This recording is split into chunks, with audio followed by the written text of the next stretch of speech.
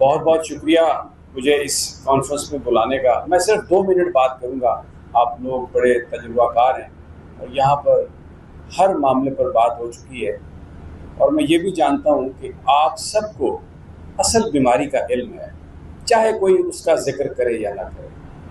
آپ جانتے ہیں کہ پاکستان کا مسئلہ کیا ہے اور اس کو حل کیسے ہونا ہے. 2-3 آبزرویشنز ہیں آج کی اس کانفرنس کے حوالے سے. ایک تو میں یہ بڑے افسوس سے کہتا ہوں کہ میڈیا، پاکستان کا میڈیا اس وقت اس کا جو کردار ہے بہت شرمناک ہے. یہ خبر دینے کی بجائے بیانیہ بنانے میں مصروف ہے، اور بیانیہ ایسا بیانیہ جس میں لوگوں سے یہ کہا جائے کہ وہ حق سچ کی بات نہ کریں، وہ چور کو چور نہ کہیں، وہ ڈاکو کو ڈاکو نہ کہیں، بلکہ سر جھکا کے غلاموں کی طرح جیے. یہ پاکستان کا میڈیا بیان کر رہا ہے، اور اس میں یہ کہا جا رہا ہے کہ اگلے 2-3 مہینے میں 2 نظریوں کی جنگ ہے. نظریہ صرف ایک ہی ہے، آزادی کا نظریہ، پاکستان میں تبدیلی کا نظریہ، اور وہ 9 فٹ کے سیل میں بند ہے اڈیالہ میں. دوسری طرف چور ہیں، ڈاکو ہیں، جو اپنی ڈکیتی کو نظریے کا نام دیتے ہیں. اب اچکزئی صاحب، آپ کے کندھوں پر بہت بڑی ذمہ داری ہے.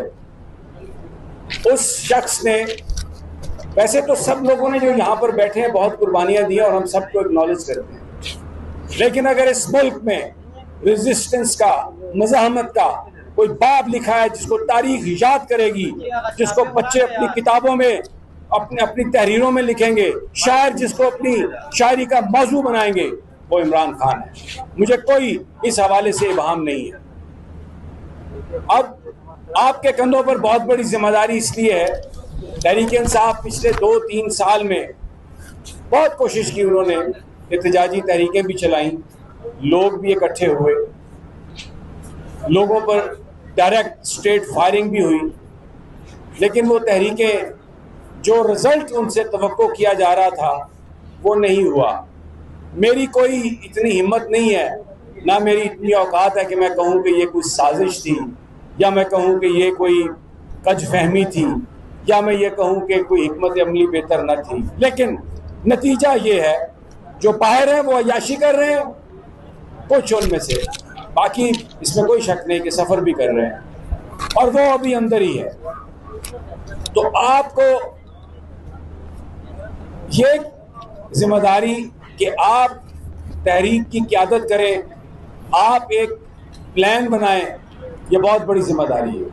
کیونکہ پاکستان کے لوگ آج بھی کروڑوں لوگ اڈیالہ جیل کی طرف دیکھ رہے ہیں، ان کو کسی اور پر اعتماد نہیں ہے. لیکن میں یہ کہوں اچکزئی صاحب، آپ ایک بہت بہت قابل اعتبار آدمی ہیں. آپ کا جو ماضی ہے وہ اس بات کی گواہی دیتا ہے کہ آپ نے حق سچ کی جنگ لڑی ہے، اور آپ اتنے بہادر ہیں کہ آپ کسی خطرے کے، کسی خوف کے بغیر ہر کام کر سکتے ہیں، ہر بات کر سکتے ہیں. اور جب یہ کہا جاتا ہے کہ آپ کے پاس مینڈیٹ ہے کہ آپ اس تحریک کو آگے لے کے چلیں، تو اس کا مطلب صرف یہ نہیں ہے کہ آپ نے کوئی احتجاج کو لیڈ کرنا ہے. عمران خان نے آپ پر جو اعتماد کیا ہے وہ آپ کی پولیٹیکل اکوپمنٹ کی وجہ سے، آپ کی جو سیاست ہے اس کی وجہ سے.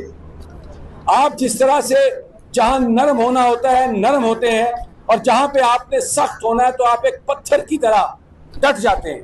اس لیے آپ کو یہ ذمہ داری دی ہے. تو یہ جو آل پارٹیز کانفرنس ہے، اس میں بہت زبردست باتیں ہوئی ہیں. تمام جو لوگ ہیں وہ مبارکباد کے مستحق ہیں. اور پھر آخر میں شاہد خاقان عباسی صاحب بھی ایک بہت ہی زبردست آدمی ہے. انہوں نے اس وقت اقتدار کو اور اسمبلی کی جو ممبرشپ تھی اس کو ٹھوکر ماری جس وقت وہ سب کچھ حاصل کر سکتے تھے.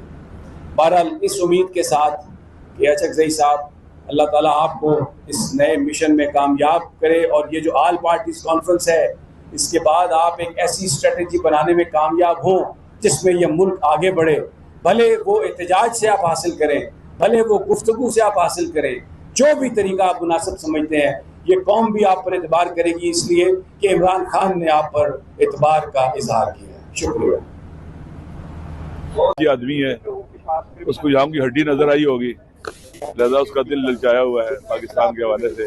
دیکھیں پاکستان اسٹریٹجیکلی بہت عام جگہ پر واقع ہے, لوکیشن اس کی بہت اسٹریٹجک ہے, پھر 25-26 کروڑ عوام کی آبادی کا ملک ہے. اس کے اندر اللہ نے اس کی زمین میں اس کے اندر ایسے ذخائر رکھے ہوئے ہیں معدنیات کے, عظیم سرمایہ رکھا ہوا ہے.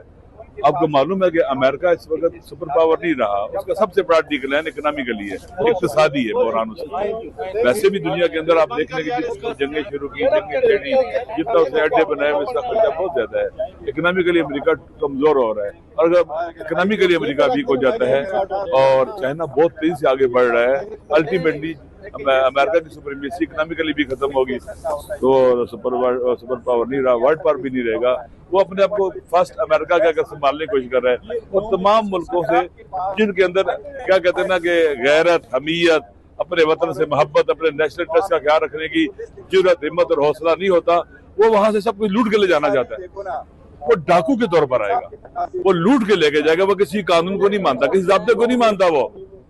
اور ایسے بندے کے ساتھ سودا کرنا, بیٹھنا, بات کرنا, میرے خیال میں اس کو اپنے گھر میں لے کے آنا, یہ ڈاکو ہے. اس کو اپنے گھر میں لے کے آنا یہ تباہی بربادی کے علاوہ کچھ نہیں ہو سکتا. ہمارے پاکستان کے دیکھیں چائنا ہمارے ساتھ ہے اور خطے کے ممالک ہمارے ساتھ ہیں, ہمیں ان کے ساتھ ٹریڈ کرنا چاہیے.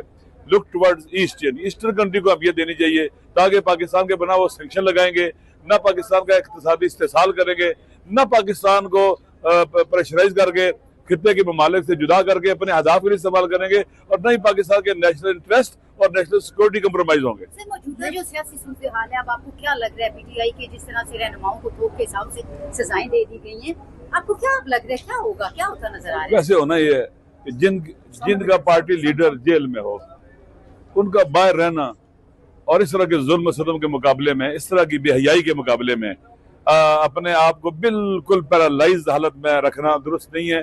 ہم سب کو جیل میں جانا چاہیے, دنیا کو پتا چلے کہ یہاں پر کن لوگوں کی حکومت ہے, کون لوگ جو آئین کے دشمن, قانون کے دشمن ہم پر مسلط ہیں, جو کسی ضابطے کو نہیں مانتے, جو الیکشن لوٹ کے ان کو عوام نے دھتکارا تھا, عوام نے ٹکرایا تھا, یہ زبردستی مسلط کیے گئے ہیں. ان کو شرم نہیں آتی. انہوں نے اسپیشل سیٹس کے جو لیا ہے, ہارے ہوئے لوگ ہیں, سیٹیں کسی کی لوٹی انہوں نے. کوئی جمہوریت نہیں ہے پاکستان میں, کوئی آئین کی حکومت نہیں ہے, کوئی قانون کی حکومت نہیں ہے. یہ سب پاور کا استعمال ہے, پاور کا یوز ہے, مس یوز ہے, بلکہ ظالمانہ اور فرعونی کیا کہتے ہیں انداز میں طاقت کا استعمال کیا جا رہا ہے. اس لیے یہ جو ہو رہا ہے یہ میرے خیال میں نیچرل طبی ہے. وہ سفر جو رجیم چینج سے شروع ہوا تھا یہ اس کے بالکل یہاں تک پہنچ رہا ہے, آگے بھی جانا ہے اس نے. جس طرح سے آپ دیکھیں 8 ان سے پہلے الیکشن کا نشان چھین لیا گیا, اس کے بعد جو 8 فروری میں لوگوں نے خاموش انقلاب لوگ لے کے آئے, اس کو کیسے انہوں نے بلڈوز کیا. یہ سارا ایک سفر ہے ان لوگوں کا جو اقتدار کے بھوکے اور پاور کے بھوکے, جو کسی قانون کو نہیں مانتے, پاکستان کے آئین کو جوتے کی نوک پر رکھتے ہیں, پاکستان کے قانون کو جوتے کی نوک پر رکھتے ہیں. ان کے نزدیک پاکستان, پاکستان کا آئین, پاکستان کا قانون, پاکستان کے عوام کوئی حرمت نہیں رکھتے. یہ طاقت کے بھوکے بھیڑیے ہر چیز کو بلڈوز کریں, آگے دیکھیں اور کیا کریں گے. اس لیے سب سیاسی جماعتوں کو, چاہے وہ اپوزیشن کی ہیں, چاہے جن میں کوئی تھوڑی بہت غیرت ہے وطن کے حوالے سے, ناموس وطن کے حوالے سے, اکٹھے ہونا چاہیے اور اس تباہی و بربادی کے طوفان کا رخ موڑنا چاہیے. ایک اے پی سی کی اسلام آباد میں اجازت نہیں تو تحریک اور سڑکوں پر اور شہروں میں کیا ہو سکے گا؟ انشاءاللہ. آپ میری بات سن لیں, جب سارے راستے بند کیے جاتے ہیں نا پرامن تبدیلی کے, ریفارمز کے, ابھی تک تو ساری ریفارمز کی باتیں ہو رہی ہیں نا. ریفارمز کیا ہوتا ہے؟ اسی سسٹم میں رہتے ہوئے چیزوں کو بہتر کرنا. جب عدلیہ کا راستہ بند, الیکشن کمیشن کا راستہ بند, پارلیمنٹ کا راستہ بند, اور آپ اپنے فنڈامنٹل رائٹس کو پریکٹس نہیں کر سکتے, احتجاج نہیں کر سکتے, اور پھر لوگ ان سے یہ مطالبات ان کی طرف لے کے نہیں جائیں گے, پھر پاکستان کے عوام اٹھیں گے اور ان کے قہر و غضب کے مقابلے میں اور قہر و غضب کے طوفان کے مقابلے میں یہ خس و خاشاک کی طرح بہ جائیں گے. ابھی دیکھا بات جوڑ میں نے